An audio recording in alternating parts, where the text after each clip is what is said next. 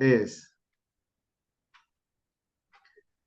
Bueno, ¿qué tal chicos? ¿Qué tal? ¿Cómo están? Este, Buenas noches, mi nombre es René Ponce, soy preparador físico, estudié en el Instituto Romero Brest, Educación Física, y después me especialicé en preparación física en la Escuela de Enseñanza y Perfeccionamiento Docente, que queda acá en Capital, donde estudié durante 2 años y me quedé en la escuela 10 años de oyente, aprendiendo. ¿Le, le, le gustaría que le abra los micrófonos, así charlamos un poquito, seamos un poquito más íntimos? A Erika y a Jorge, pueden abrir los micrófonos si quieren, interactuamos un poquito, así no me siento tan solo acá. ¿Sí? ¿Le parece, Erika y Jorge? ¿Qué dicen? Este, ¿Quieren compartir pantalla? Gabriel, ¿qué tal, Gabriel? Gabriela Ceballos, ¿cómo estás, Gabriela? ¿Cómo va? Eh, ¿Qué tal, Gabriela? ¿Cómo estás? Ahí Bien, ¿Qué tal? Mucho gusto, Gabriela. Contame un poquito, Gabriela. ¿Qué está estás? como René. ¿Estás estudiando entrenamiento? ¿Ya estudiaste? No, ya soy profe, ¿Sí? estudié ahí en CEAFI y bueno, ya estoy ejerciendo también. Y hace un Ah, rato llego de entrenar o sea, de dar clase y después de entrenar yo también. buenísimo. Bueno, hay mucho ruido, me dice Jorge, para todos. ¿Sí? ¿Hay ruidos? ¿Vos sentís ruidos? Yo no escucho ruidos. Eh, a ver, Erika, ¿vos sentís ruido? A lo mejor todos tienen el micrófono encendido. Puede ser. Bueno, este, bueno, ya que estamos, te vamos a tener acá y vamos a hablar de hoy de la resistencia, que es el tema que hoy nos vamos a dedicar. Y vamos a tratar de verlo con algunas definiciones que tiene, vamos a tomar al profesor Sint, lo convocamos a él, digamos, que tomamos su libro para hablar de este tema, que me parece uno de los temas, de uno de los autores que más ha hecho y más le ha dedicado a esto de la resistencia, ¿sí? Vamos a pasar a compartir pantalla, ¿te parece, Gabriela? Vamos por allá a compartir pantalla y nos vamos a meter acá en la resistencia, ¿sí? Bien, muy bien. Vamos a cerrar un cachito acá, así vemos. Bien, de la resistencia tenemos que se habla bastante hoy día, porque en un momento antes de la pandemia estuvo de moda el running, ¿sí? Hoy no está tan de moda, pero se sigue haciendo bastante y tenemos varios conceptos. Yo tomé uno solo, nada más, como para decir que para tener la resistencia los términos siempre son amplios, se puede pensar en la resistencia de un corredor de 100 kilómetros y también de una resistencia de 400 metros que se la califica todavía, siendo la velocidad de resistencia. ¿Sí? Se me fue. Eh, en ella tenemos eh, que determinadas cargas, que es la duración, la mayoría de las definiciones tienen en común la capacidad de resistir frente al cansancio, o sea, cuánto nos cansamos, cuánto esto de cuánto tardamos en cansarnos, a qué intensidad. Y las formas de cansancio que aparecen en la resistencia son diversos. Puede ser físico, mental, sensorial, motor, motivacional. Y cada uno de ellos tiene su explicación en la forma que se da la carga. Tómese como carga la distancia, la velocidad, la intensidad de eso, ¿sí? El físico, que es el primero que en el cual sentimos una fatiga transitoria que es reversible, que puede dar en las primeras 12 horas, 24, 48, 72. El cansancio mental ya habla de un cansancio que tiene tiempo en el sujeto, ¿sí? Tiene varios periodos que fue avanzando y lo cual ya le comienza a resonar dentro de su cabeza, a hacerle ruido ciertas características como la desconcentración. No puede concentrarse, duerme mal, ¿sí? Dentro de lo sensorial, hay visual, auditiva y táctil. Puede pasar, por ejemplo, en deportes que se trabaja mucho con las manos, ¿sí? Que se mira mucho con la precisión, como puede ser el tenis, el golf, donde la vista trabaja a una alta velocidad. Hoy que estamos viendo a Colapinto en la Fórmula 1, el trabajo visual es de muy alta resolución. En el trabajo motor, las coordinaciones también tienden a disminuirse y esa disminución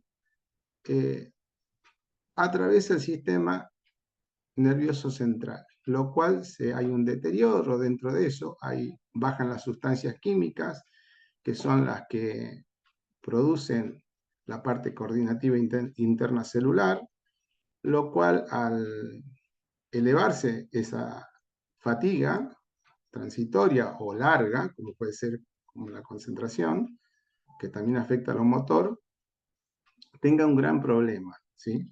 Que hay un desgaste dentro de las conexiones nerviosas, puede ser dentro del campo axónico, es el axón de la neurona, que es el cuerpo, que está envuelto por una vaina que se llama mielina, que es como son aceites que están envuelta la vaina, y por ahí pasa el haz de electricidad que genera el sistema nervioso, y en ello baja la cantidad de mielina o baja la cantidad de neurotransmisores y neuroreceptores, lo cual termina desacoplando coordinaciones neuromusculares, ¿sí? Y la motivacional, lo anímico, la ausencia de querer entrenar, que es una parte que les pasa mucho a los deportistas, es cuando están saturados, ¿no? La motivacional y el mental están muy unidos, lo cual afecta a la sensorial, motor y física, pero eso ya es una cuestión del tiempo o algún suceso en el deportista que puede estar visto desde el punto de vista por la acumulación de la carga de trabajo, de los días, semanas, meses, o por algo personal, ¿sí? Se peleó de la novia, del novio, está pasando por un evento de salud de la familia, no ha tenido, digamos, unas buenas noticias realmente el deportista o los deportistas, y eso atraviesa esa parte anímica. Esas son las formas de cansancio que podemos encontrar dentro de la resistencia. También se encuentran en otros entrenamientos, como puede ser la fuerza, la coordinación, que están englobados, ¿sí? Hasta acá podríamos ver esto de la resistencia. Las posibles causas, ¿sí? ¿Qué es lo que lo causa? Sistemas energéticos, por ejemplo, la falta de fosfocreatina, de glucógeno, que se disminuyen rápido, y esto sucede por mala planificación, por un lado, puede ser, otras veces por la falta de nutrientes que, que lleguen a satisfacer estos sistemas de energía, ¿sí?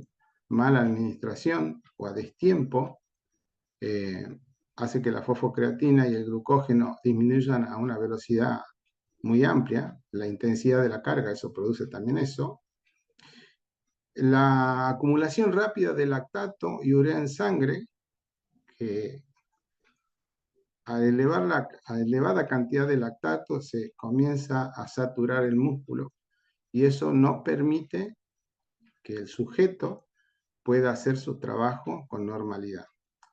Está muy relacionado con la carga, con la cantidad. Inhibiciones enzimáticas, por sobreacidez. El lactato, la urea son ácidos, por ejemplo, ¿sí? Y esa sobreacidez en sangre produce una inhibición del sistema nervioso central, lo cual comienza a desactivar al sistema motor, ¿sí? Hace que baje el rendimiento. Desplazamiento de los electrolitos, por ejemplo, el potasio, el calcio, de la membrana celular. Hay un déficit, por ejemplo, entrenar con mucho calor, no haberse hidratado bien, no haber ingerido suficientes cantidades de minerales. Esto produce en carreras largas, por ejemplo, la maratón de Nueva York se vio desde hace muchos años que se viene viendo, que llegan a los corredores sin una capacidad de sales, lo cual les permite que el cuerpo reaccione de una manera de acelerar el cansancio, ¿sí? Y esa pérdida de electrolitos causa una fatiga e incluso riesgo de la salud. Hay disminuciones hormonales dentro del cuerpo, por X motivo, edades, dependiendo de lo que se esté trabajando, y cambios en los órganos celulares, por ejemplo, en las mitocondrias, en el núcleo de la célula. Las mitocondrias son organelas que están dentro de la célula, es donde se produce el ciclo de Krebs, vamos a hablar un poquito de eso, muy por arriba, que es donde se produce al entrar la molécula de la sustancia, se degrada y se convierte en ATP, y hay veces que las mitocondrias no se regeneran por X motivo, problemas de salud del entrenado, que tienen que ver con otras cuestiones, y eso hace que no pueda abastecer la cantidad de energía en ATP, adenosintrifosfato, que es lo que hace contraer o relajar al músculo. Y es un problema de estructura dentro de la célula, ¿sí? Y procesos inhibidores por bajas exigencias. A veces que se entrena por muy baja exigencia, con muy baja exigencia. Entonces el cuerpo, en vez de producir una mayor cantidad de sustancia, degradar hormonas para que la respuesta del organismo sea superadora, entrenan a tan baja intensidad que se generan procesos de inhibición y ya la exigencia no le es suficiente y entonces comienza a decaer el entrenado, ¿tá? Las funciones, vamos a ver un poquito, a otro lado, se me fue.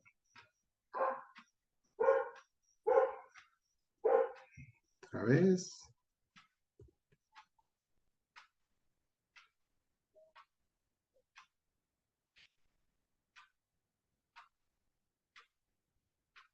Estamos a ver, no me deja ver tema funcional. Bueno, esperen un segundo.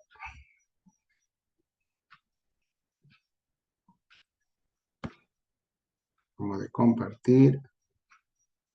Vamos al PowerPoint. ¿Está?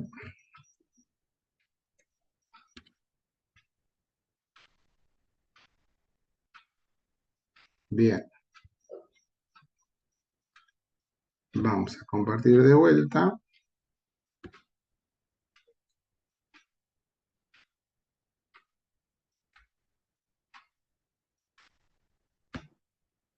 Las funciones de la resistencia. Bueno, mantener durante el máximo de tiempo en forma cíclica, que eso podría decirse correr, pedalear, nadar, ¿sí? Mantener el máximo de tiempo el cuerpo andando. También mantener al mínimo las pérdidas inevitables, por ejemplo, el rendimiento en una maratón. Soportar cargas voluminosas de entrenamiento, competiciones, atlética, varias pruebas de deporte colectivo en los deportes de lucha. ¿Eso qué quiere decir?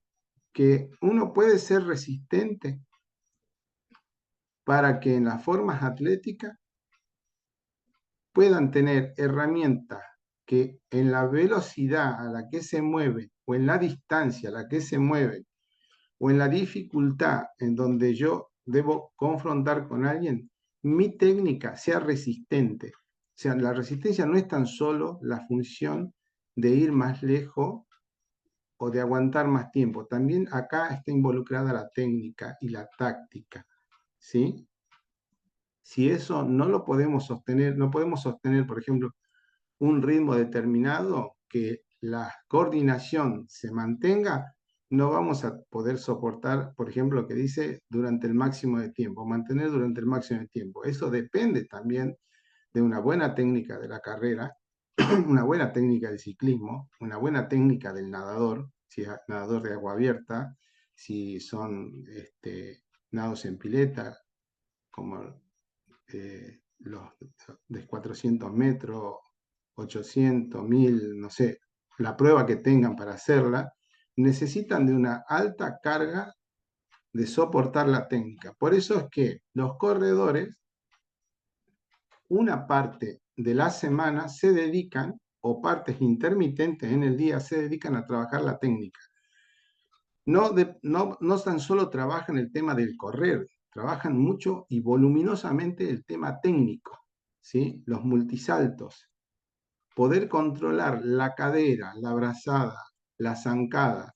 La zancada está medida según la altura del sujeto a la que tiene que pasar.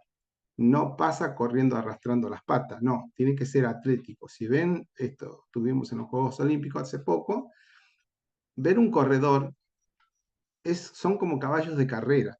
Están con una postura tremenda, están bien parados, están exultantes en el momento de correr. ¿Por qué? Porque la actitud corporal determina que la columna esté en correctas condiciones, con un balanceo de cadera, de pies, de hombros. Y esto permite que la performance del tiempo máximo que va a durar tenga un resultado X, ¿sí? O sea que no es tan solo eh, el tener volumen de oxígeno y todo más. Eso es partes. O sea, estamos hablando de partes que tienen que ver con la función de la resistencia.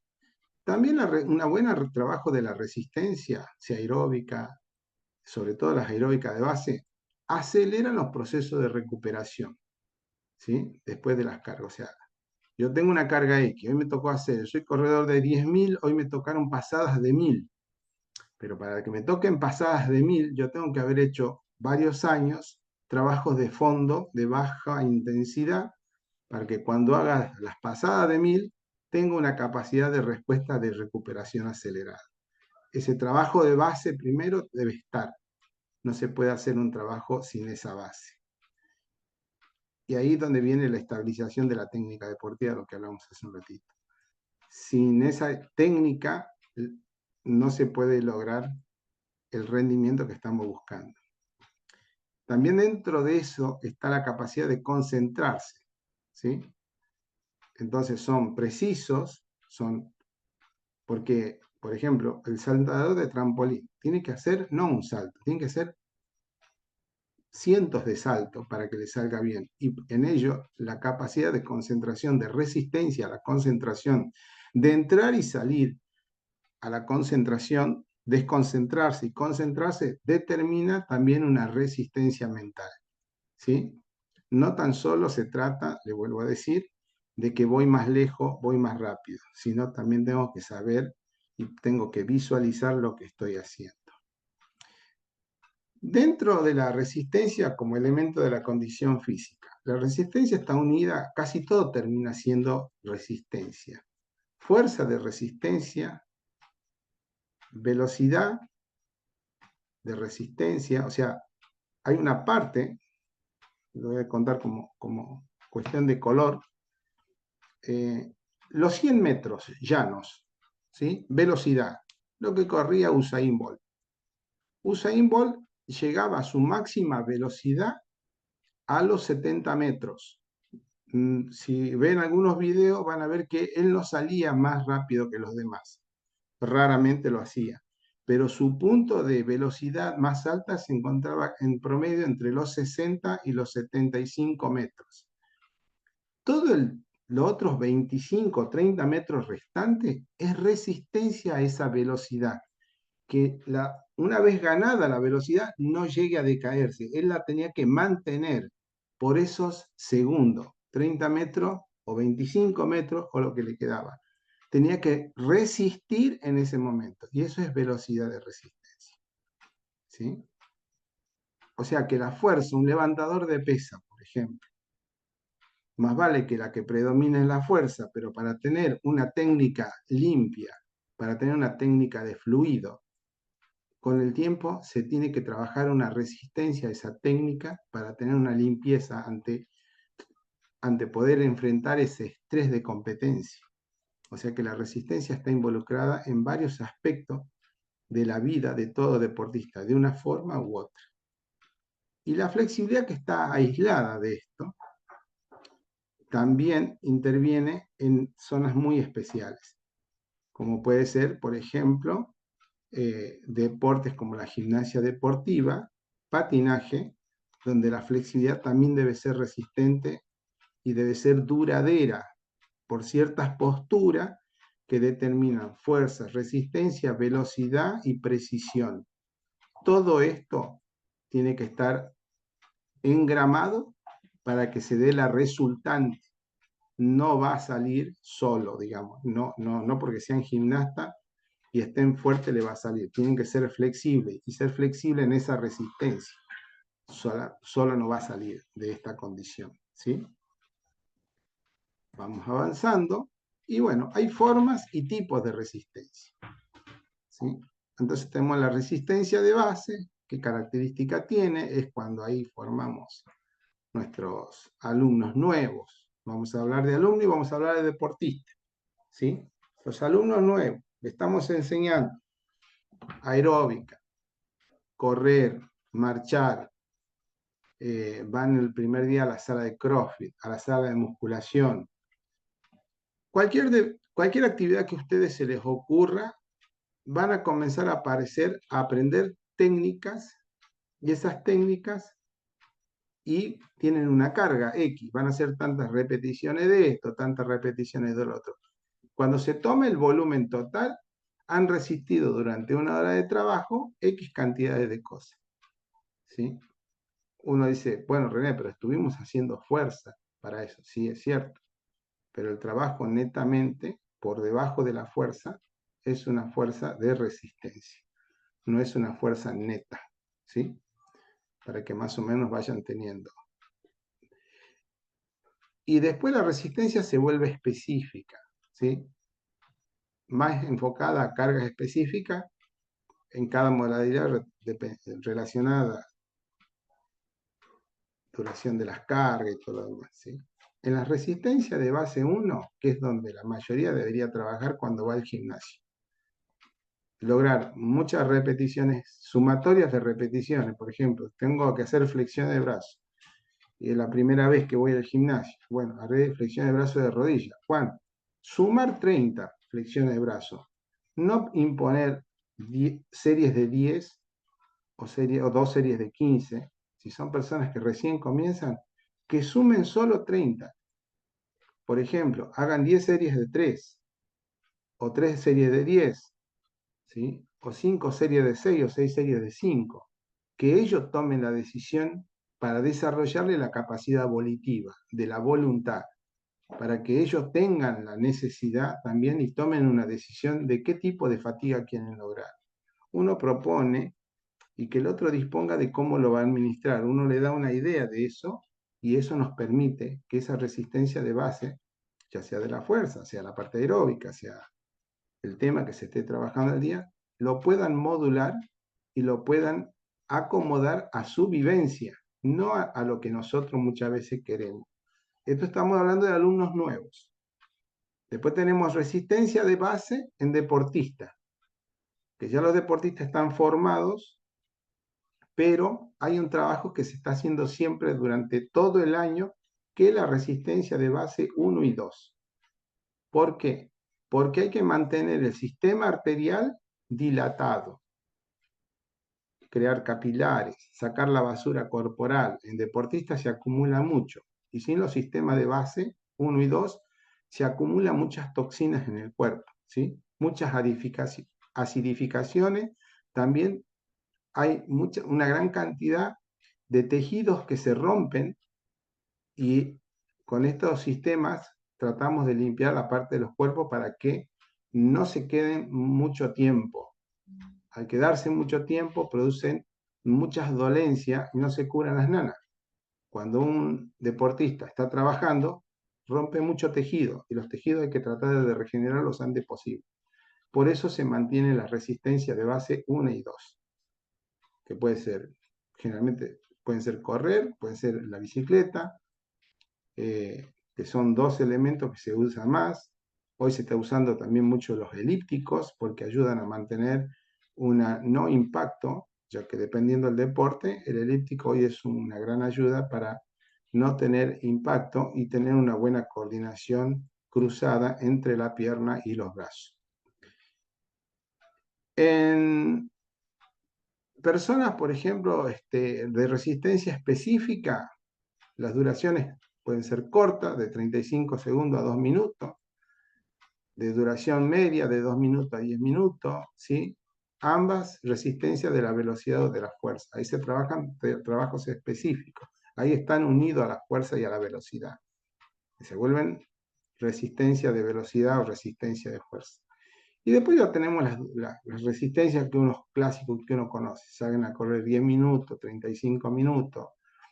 Las de duración larga de 35 a 90.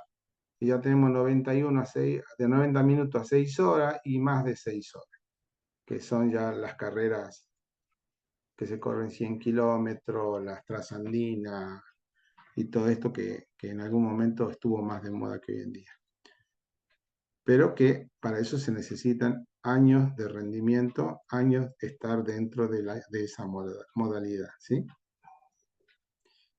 En las bases cíclicas, por ejemplo, son al juego, a la lucha, cambio acíclico con la carga, los juegos, el fútbol, estamos hablando, puede ser básquet, vóley, todo lo que sea juego, ¿sí?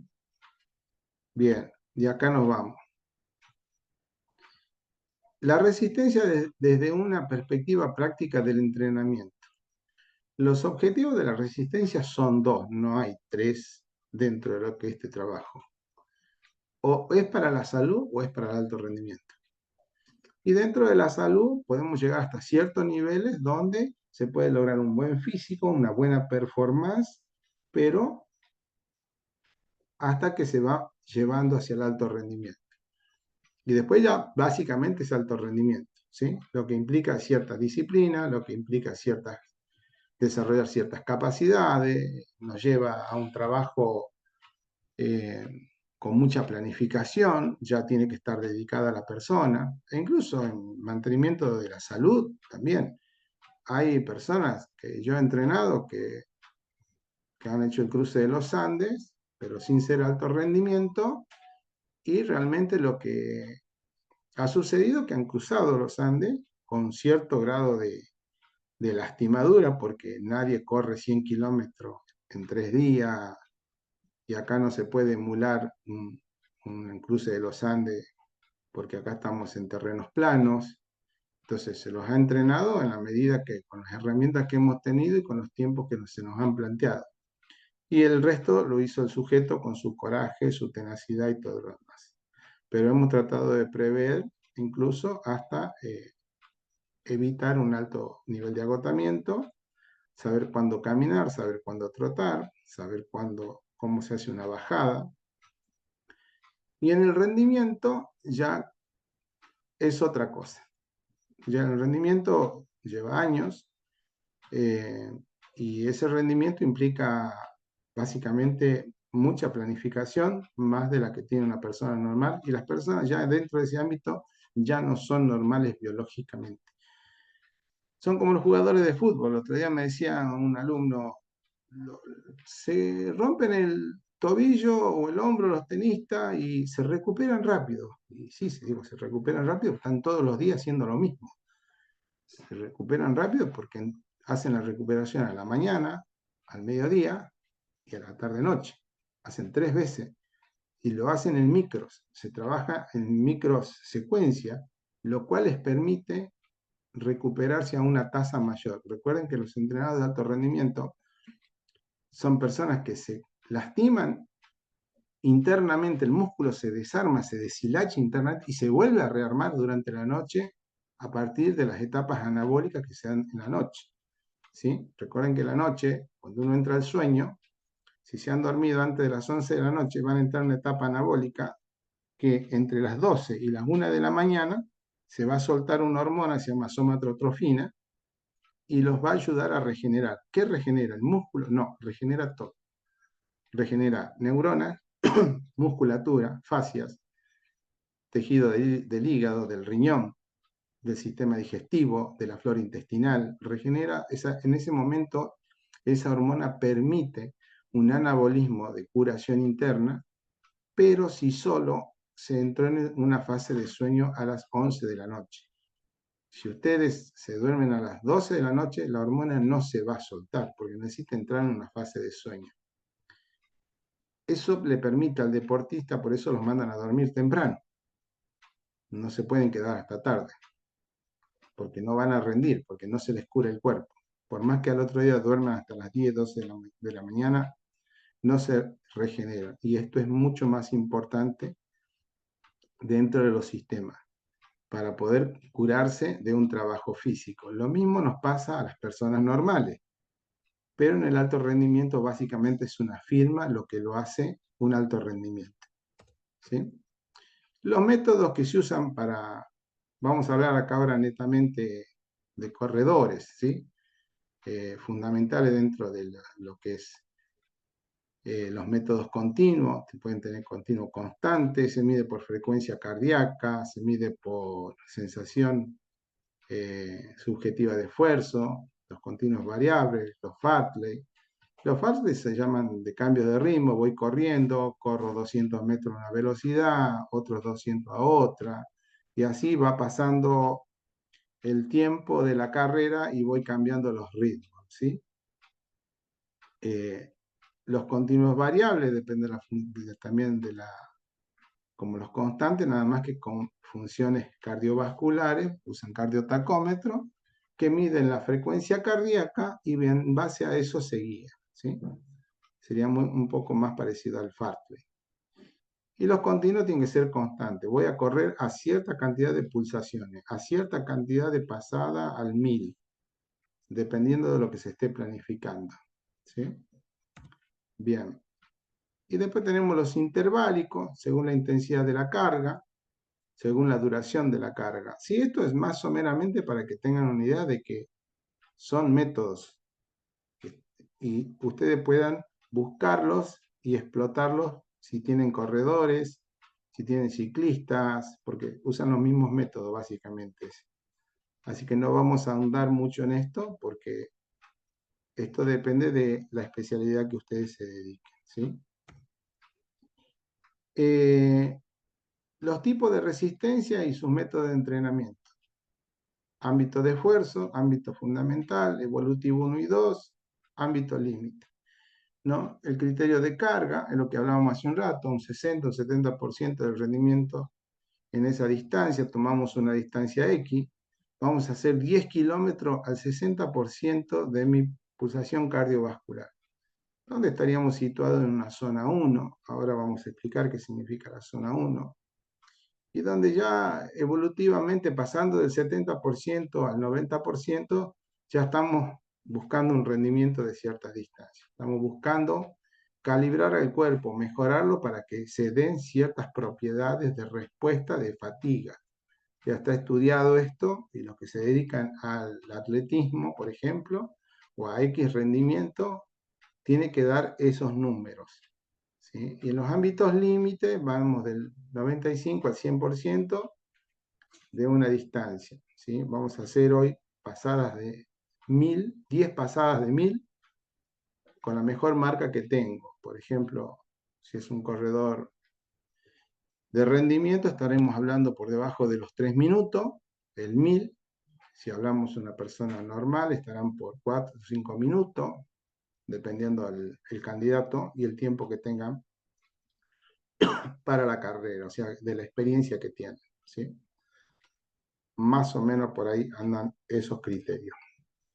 ¿Qué es el consumo máximo de oxígeno?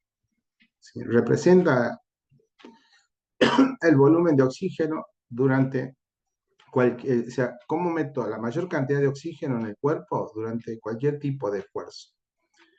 Entonces ahí están los llamados, se puede tomar un test de Cooper para saber el máximo consumo de oxígeno que tiene una persona y en eso ver cuánto en relación al peso, a la distancia, a la pulsación, se hace mediante una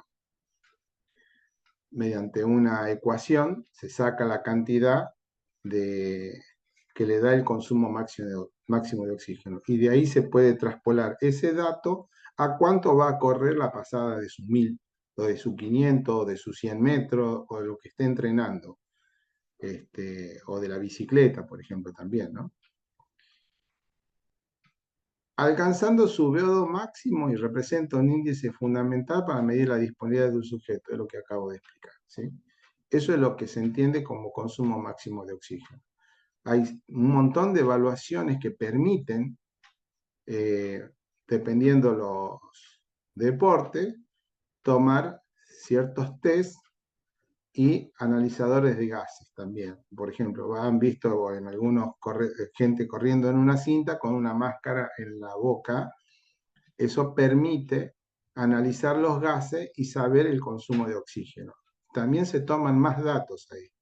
No tan solo el consumo de oxígeno, sino también la utilidad. ¿Qué quiere decir? Estoy metiendo tantos litros en el pulmón, pero solo estoy utilizando cierta cantidad, lo cual dice que hay una respuesta orgánica que no me está permitiendo meter más oxígeno del que estoy metiendo. Por ejemplo, estoy metiendo 5 litros y solo estoy ocupando 3. ¿Qué pasa con los otros 2 litros? ¿Qué puede haber pasado que no lo estoy usando? Bueno, ese dato es muy importante, se hace con máscara de oxígeno para saber cómo está trabajando el pulmón, ¿sí? El pulmón, en este caso, es el pasaje de gases que va del alveolo al glóbulo rojo, cómo deja el dióxido y cómo toma el oxígeno. Esa mecánica, básicamente, se hace con esta máscara que le estoy diciendo, ¿sí? Y se puede tomar un diagnóstico también con una biopsia, sabiendo si la célula está saturando bien o no llega a saturar bien la cantidad de oxígeno necesaria. Desde el punto de vista funcional, podemos decir que el VO2 depende, como decía, de los pulmones y los tejidos, por un lado. Y dentro de eso, la funcionalidad interna, la que está más cerca del músculo, debe atravesar la barrera de la membrana alveolar para poder tomar, lo que le expliqué hace un ratito, el intercambio de oxígeno y dióxido de carbono. Eso se incorpora después al flujo sanguíneo, se deposita en la célula muscular, en la célula nerviosa, en la célula del hígado. O sea, cuando hablamos de célula es en todas las células del cuerpo, no solamente de los músculos. Por ahí algunos piensan que el oxígeno va al músculo nada más. No, va a todos lados. Va de donde se producen hormonas, va al sistema nervioso. De hecho, el sistema nervioso se lleva el 30% del oxígeno que ingresa al cuerpo, ya en estado normal. Imagínense corriendo en un estado de estrés. Se lleva un poquito más todavía. No hay ningún órgano, no hay ninguna musculatura que absorba tanto oxígeno como el sistema nervioso, porque está trabajando en varios frentes. El sistema nervioso está trabajando en 3 ámbitos y un ámbito va modulando al otro. Por ejemplo, si siente que no va a llegar con su marca, se disparan emociones y comienza a trabajar su lógica para que las emociones disminuyan. Y después tiene el centro motor, que es autónomo, también está trabajando para ver si le da o no le da la cantidad de lo que el otro le está pidiendo, la razón le está pidiendo. ¿Cuántas veces se habrán encontrado? No sé, digo, por experiencia algunos, si la tiene, que sienten que pueden hacer determinadas cosas, pero sienten que no llegan a la vez. O sea, están dando todo, son conscientes de eso, pero ven que no da. Y eso es porque el sistema autónomo le está diciendo, acá faltan unas cuantas monedas que no te la vamos a dar porque no está en condiciones, pero son conscientes ustedes de la actividad motriz. Esa parte es muy rica aprenderla y enseñarla. ¿Por qué? Porque ahí es donde se da la brecha de que ya no hacemos un deporte, una actividad por hacer, ya somos conscientes en la fatiga, se llama. ¿Sí? Que esto es una parte muy linda y todo un tema para desarrollar de eso. Esto lo investigó Lupton en 1927 al realizar las primeras investigaciones sobre este tema. En la fisiología del ejercicio se asocian los límites de la resistencia humana y las habilidades de consumir grandes volúmenes de oxígeno durante un esfuerzo exhaustivo.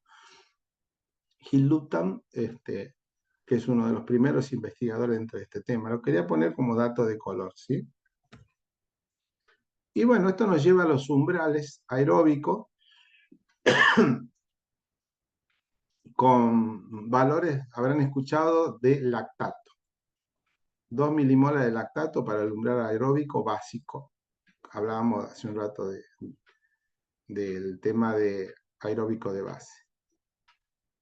La transición aeróbica anaeróbica está mal escrito, anacróbica dice.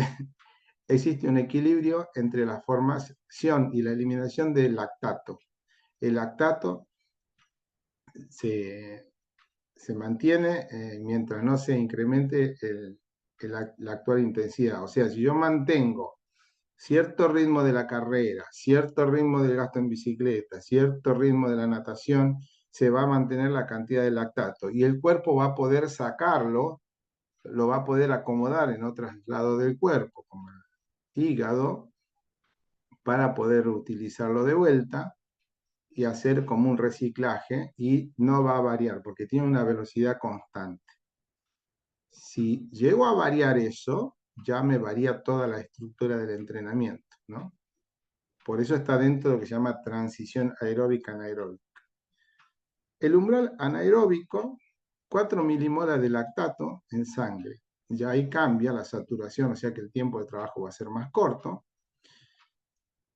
Y se agregó un último que se llama umbral anaeróbico individual.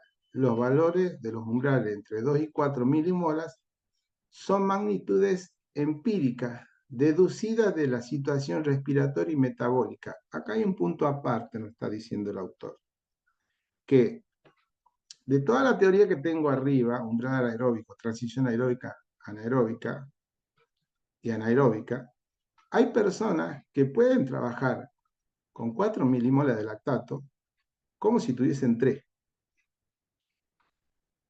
¿Y dónde están esas personas? Bueno, más o menos podemos decir, las personas que están en altura, por ejemplo, ellos llegan a altas milimolas de lactato y no sufren tanto la falta de oxígeno y resisten más. ¿Por qué? Porque cómo se han criado, dónde se han criado y tienen ciertas condiciones. En ello también están, por ejemplo, los fondistas etíopes, Eritrea, los países africanos, donde tienen más mitocondria dentro de la célula y por eso pueden producir más, lavar mejor las milimolas de lactato. Lavar eso, lavar en el cuerpo significa poderla reciclar más rápido a una tasa que permite un mejor rendimiento. Y por eso es que los africanos son hoy en día los mejores corredores de fondo, ¿sí? En un estado ideal se ha llegado a correr la maratón en 2 minutos. Con cierta aparatología que lo han ayudado a los ritmos de los corredores y se ha llegado nunca se había llegado en la historia de la humanidad a correr los 42 kilómetros en ese tiempo que se ha tocado los 2 minutos. ¿Sí? Esto ha pasado hace poco, así que en YouTube debe haber alguno de estos temas dando vuelta y cómo se hizo. Es muy lindo el documental, no recuerdo bien el nombre ahora. Y bueno, esta bibliografía fue sacada, como dije, del autor de First Synth y es de la editora Martínez Roca. Bien, hasta acá, esta cantidad de volumen que hemos visto nos permite deducir ciertas cosas. Por ejemplo, trabajar en zona 1, zona 2 y zona 3. Y tenemos abajo puntuación de valoración de esfuerzo. Este es la sensación subjetiva de esfuerzo del doctor Borg, que son 20 puntos. En Argentina se han usado 10 puntos porque tenemos el concepto de número 10 más internalizado en nuestra sociedad. 10 significa muchas cosas para nuestra sociedad latina. Hablamos que Borg es, digamos, un país del norte. Entonces, él toma la tabla de 20 puntos y nosotros en América Latina, en muchos países, tomamos, en habla hispana, digamos, hasta 10. ¿Por qué? 10 significa, se puede tomar de 1 a 10 y decir que 10 es muy exhaustivo, es máximo extenuante, que sería el 20, digamos, se divide la tabla esto. Achicamos los números porque podemos relacionar que 7 es un trabajo de medio a duro, para decirlo, estamos en el nivel 15, y un 5 muy ligero, ¿sí? Que es el número 9 acá en la tabla de puntuación. ¿Por qué les coloqué esto? Porque es una buena forma de que ustedes enseñen a sus alumnos, si están trabajando aeróbico, peso, porque esto no se hace solamente para los sistemas aeróbicos. La sensación subjetiva de esfuerzo se usa en muchas cosas. ¿Cuánto me pesó esto? Del 1 al 10, por ejemplo. 10 siendo que me fue muy pesado, el sujeto puede deducir que le pesó tanto, un 6. Entonces, si quiero trabajar hasta una hipertrofia determinada, puedo estar dentro de una sensación subjetiva de 8. Hasta 8 debería poder, le va a dar un resultado muy bueno. De hecho, esto se investigó y se puso en paralelo la función cardiovascular, la sensación subjetiva de esfuerzo, el lactato en sangre y la cantidad de movimientos con el porcentaje máximo de DRM. Así que da muy paralelo la sensación subjetiva de esfuerzo, o sea, puede errar por muy poquito. Si el alumno, el entrenado, está entrenado en la sensación subjetiva de esfuerzo, ¿no? Que es lo que debería saber. Y nos vamos a esta tabla anterior, porque acá dice RPE 9 a 12 a 13, la zona 1, la parte más baja, quiere decir que está entre el 5 y el 6 de sensación, que se puede trabajar muy bien en esa zona para comenzar, como dijimos hace un rato, un trabajo para iniciados, ¿sí? Estoy enseñándole a correr un grupo de personas, entonces podríamos empezar con caminata intervalando a 100 metros de caminata y 100 metros de trote, un día de técnicas muy suaves, que vayan interiorizándose en lo que es los multisaltos de a poquito. Y cuando ya pasaron ciertas cantidades de meses o tiempo determinado, dependiendo la maestría que vaya logrando cada uno, ya comenzar a trabajar en la zona 2. Cuando ya comienzan a trabajar en la zona 2, puedo trabajar una vez a la semana una zona 3, con trabajos de pasaditas, en 100 metros, en 50 metros, en 30 metros, para que se vayan acostumbrando a la alta velocidad o a la alta intensidad. Puede ser un trabajo de pista, puede ser un trabajo aeróbico en algún ritmo que lo puedan llegar a hacer. Elevar eso significa meterla por 30 segundos en la zona 3 y que resistan un máximo de exigencia. Y eso le permite a la persona comenzar a vivenciar de forma muy pequeñita, sin decir y sin atreverme a decir que es un VO2 max, pero comienzan a sentir una fatiga de umbrales mucho más alto. Y esto los anima mentalmente a seguir adelante, lo cual los hace divisar en el futuro que se pueden ver más tiempo en esa intensidad. Bueno, más o menos hasta acá mi repaso de la resistencia en modo muy básico, porque realmente el tema tiene un temario bastante amplio y a medida que lo fui llevando traté de dar algunos ejemplos para adaptarlos a las zonas donde ustedes están trabajando. O sea, como mero ejemplo, eh, para poder darle a ustedes una idea de trabajo. Voy a dejar de compartir y a ver si podemos tener alguna,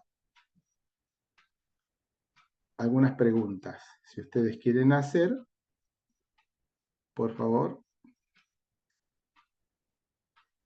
Así mientras tanto esperamos si hay alguna pregunta.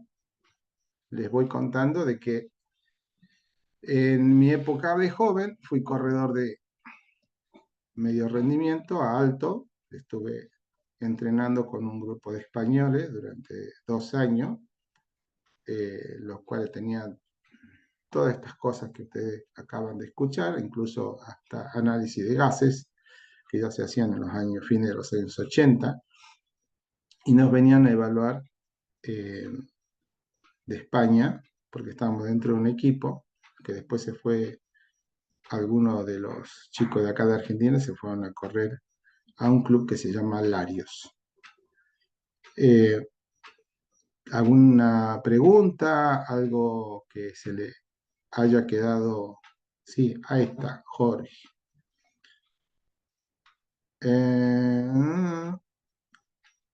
El documental, lo voy a buscar, lo de la máscara de oxígeno. Eso es análisis de gases. Puedes buscar análisis de gases o de saturación de gases. ¿Sí? El otro, el del corredor, es otro documental. ¿Sí? Gracias, Jorge. Son trabajos que son complejos, que se necesita cierta cantidad de maquinaria para poder hacer. ¿Sí? Son interesantes porque se pueden sacar muchos datos de ahí para planificar, si alguien se quiere especializar alguna vez, ir estudiando más lo que es la resistencia, ya que todo termina en consumos máximos de oxígeno, incluso hasta los pesistas tienen cierta cantidad que deben consumir de oxígeno para poder lograr ciertas performances. Se les hace por varios motivos, ¿no? No tan solo porque levanten pesa, también porque hasta hace muchos años está bueno repasar lo básico y aprender cosas nuevas como lo del análisis de gases. Sí, señor. Así es, Gabriela. Eh, gracias, Jorge. Muy buena la info, dice. Le agradezco mucho. Ir repasando y cada vez uno se puede ir especializando más y de repente un día puede sacar un corredor, aunque sea de un corredor de calle, y se lo va perfeccionando. No necesariamente tienen que tener un atleta. A los atletas hay que fabricarlos desde chiquito, desde cero, o personas que tengan muy buena voluntad de trabajo. De hecho, yo mis primeros trabajos con un amigo, con Pablo Martínez, habíamos armado una escuelita de gimnasia deportiva, el cual el hijo de él, Mauro, terminó en el seleccionado. Así, estuvimos trabajando con gente del seleccionado argentino de gimnasia deportiva por varios años. Yo hacía la parte de preparación física y Pablo la parte técnico-táctica de la gimnasia deportiva. Estuvimos varios años trabajando. O sea que no es difícil lograr si uno se pone a estudiar y está trabajando con gente con el cual puede sostener el trabajo. Yo después de la pandemia me animé a dar algo de running, lo básico. Está bien, eso está bárbaro, porque uno empieza con cosas básicas y se va metiendo. Hay un montón de videos en YouTube, chicos, sobre gente especializada en correr, porque en España, por ejemplo, les cuento una anécdota que vi de un médico. Por ejemplo, cuando lo van a elegir para una candidatura en un puesto alto en una empresa, los señores estos en España o en Europa se van a correr la maratón de Nueva York. O sea, dentro del currículo ponen que corren la maratón de Nueva York y contratan entrenadores. Si bien ya venían corriendo, pero está como de moda poner en el currículo, esto en España pasa, ¿no? Pero es documental de un doctor que es entrenador. Y se toman el atrevimiento de correr una maratón.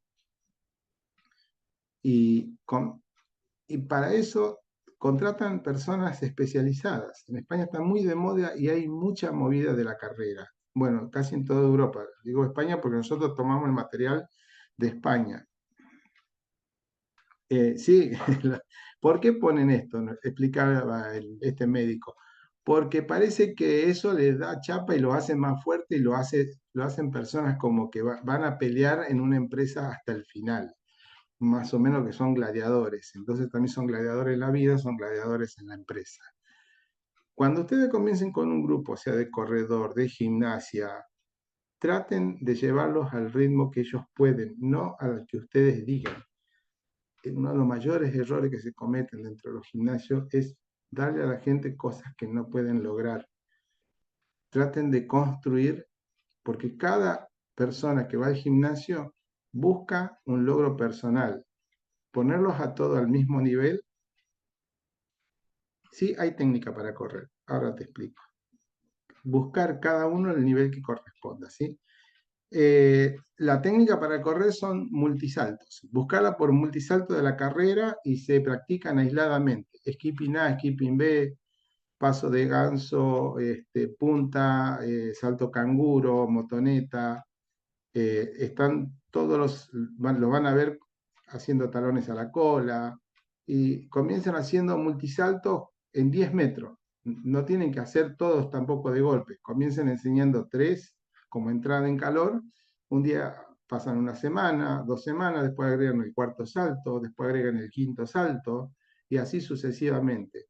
Y eso van a ver cómo de a poco los va ayudando a que sus corredores, si tienen corredores o en un mismo gimnasio, enseñen a todo multisalto. ¿Por qué? Porque la idea es que todas las personas vuelvan a lo que se llaman los ejercicios, este, eh, no me sale el nombre ahora, prehistórico sería la parte que tenemos que saltar, por ejemplo, dentro de los movimientos prehistóricos están saltar, correr, lanzar, colgarse, bailar.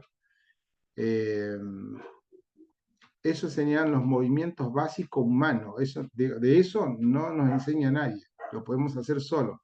Pero hoy, como la mayor de la parte de la vida nos pasamos sentados, necesitamos a alguien que nos enseñe hoy en día. Pero eso todas las personas deberían poder correr un poquito, deberían poder saltar un poquito, deberían poder, aunque sea en una soga, semi-trepar o semi-colgarse, aunque sea como experiencia en un momento de la vida.